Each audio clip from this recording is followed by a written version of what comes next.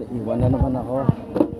Ayun, mauna na yung mama ko. Ayun, wala na sa palengke namin. Siya na si Chora, guys. Kaya yun mga yun. Ayun na. So ayun, nauna na nila. Ayun guys, pauwi na kami. Ayun na, dalawang kasama ko nauna na. Saan na kaya yung bigas? Saan yung bigas? Ah? Saan na? Pagbalik. Sige. Tara. Mag-antay na lang kami na dyan sa may paradaan. Ayun guys, tapos kami naman ingke. So, pauwi na kami ngayon. Kasi gutom na kami. Sa paligid. Daming tao. Si ate pala yung nag-atid ng bigas guys. Ayun o. Akala ko lalaki mag-ahatid. Si ate na tuloy nag-atid. Guys, so ito pauwi na kami ngayon. Kaya namin.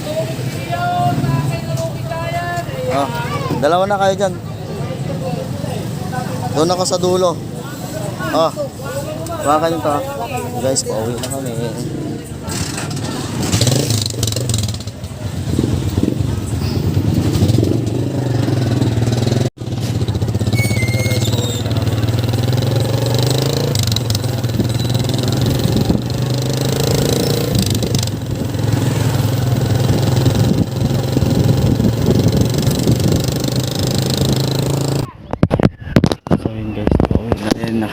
Dito na kami sa amin. Antay ko na yung dalawang kasama ko.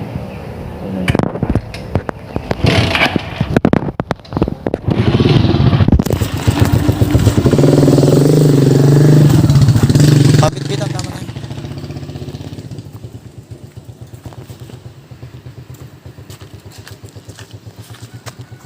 Wala tayong inukan. Ano ba na? Pabit-bitan talaga lang. Ipagin mo na ba siya? Ha? Pasabong mo siya. Pasak ba? Wala.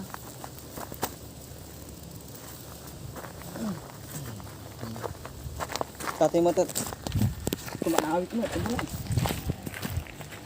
So yun guys, yung kapatid ko na lang guys yung nagbuhat niyan kasi kaya naman daw niya.